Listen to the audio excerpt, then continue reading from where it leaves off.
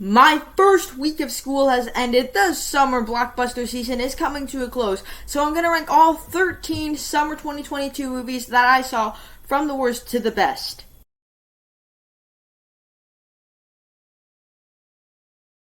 In last place, The Man from Toronto, an unfunny comedy that has an interesting premise while poorly executed. It's very silly, but in the wrong ways possible. Kevin Hart is just yelling out all his dialogue, and it feels like a better comedy was made, and this is the leftovers of said comedy. I didn't enjoy it. It comes in last. Number 11 is Chippendale Rescue Rangers, and I know that this is an unpopular opinion because some of you who are watching this absolutely love this movie. That's just not me. The big problem is I didn't grow up watching the TV show Rescue Rangers, and for most of the part, it felt like I wasn't in on the joke, and there were a bunch of in-jokes. It's fun, funny, and clever, but I just didn't care about the story, the detective, the mystery, and it wasn't entirely for me, so it's a movie that I can respect, but it's certainly targeting a different demographic. Number 11, we have Thor Love and Thunder, and it pains me to have an MCU movie this low on the list, because I love the MCU. I've seen every single movie and TV show, and I'm about to watch She-Hulk right now after I finish filming this video. But there's such wasted potential for everything, including gore, who you don't see, butcher gods. Everything was a joke. Taika Waititi tried to double Ragnarok. It just didn't work. Very frustrating. It tries to do more of Ragnarok, but fails at doing so, and so this is just a very disappointing movie. Kicking off the top 10, League of Superpets, and all these other movies I give positive review. A harmless piece of family entertainment that is fun enough, it's cute enough. I'm not personally the target audience, but I had fun with it. It's enjoyable, it's simple, but can also be a bit fresh at the same time. It has a heart, has lively characters, there's fun chemistry between our leads, a very nice voice cast, and lots of fun classic Easter eggs to DC films, and so this is a nice DC animated movie. Number 9, we have Beast.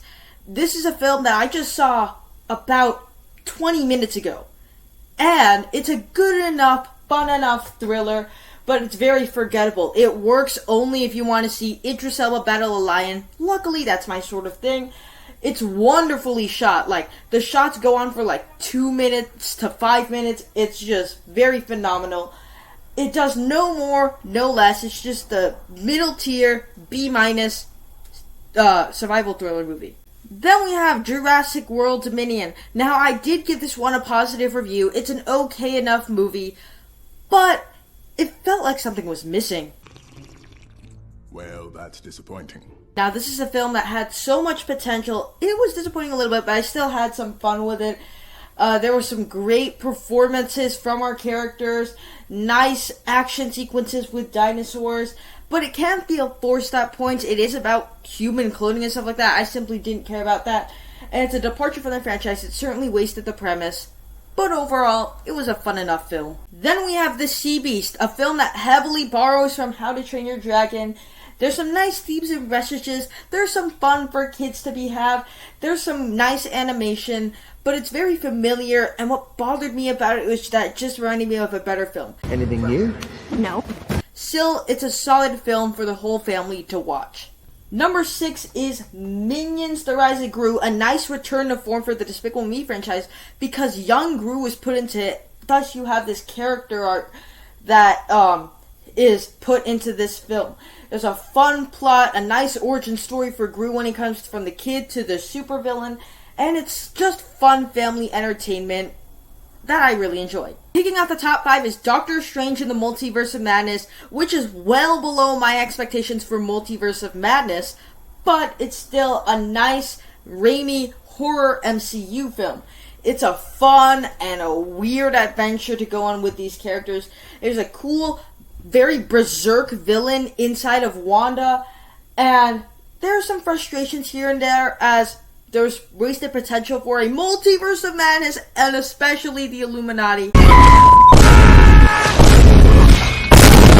But it's fun. Number 4 is Lightyear, a nice piece of sci-fi Pixar. It should have been a lot more.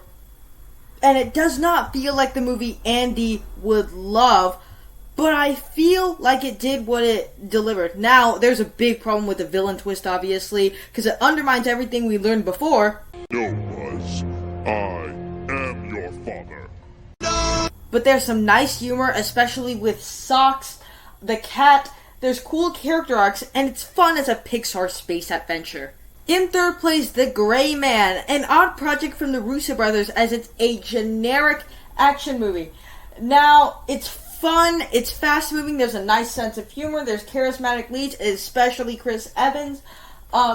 It's generic, but a good action movie. There's great action choreography. I didn't necessarily think it needed that much big of a budget, and it's an odd film for the Russo brothers to make, but it's just a really solid action movie. Our runner-up, Nope, Jordan Peele's throwback film that has characters that feel real and are very lively. It has a creepy atmosphere inside of it. It builds tension and thrills correctly. It throws in humor without cutting its tension. Some things don't work here and there, but the highs far outweigh the lows, and this was the first R-rated movie I saw in the theater, and one that I just really, really enjoyed. But without question, in first place for me is Top Gun Maverick. It blew me away. It knocked it out of the park. Our characters are so likable and memorable. Maverick's journey is so emotional throughout the film. It's fun, it's sentimental and emotional, works for everybody, has broad appeal. It takes elements from the original and doubles down on it and improves on it. And my favorite movie of the summer. In the comment section, share your ranking. I have more content over on my channel. Thank you guys for sticking around to the end. I'll see you in the next one.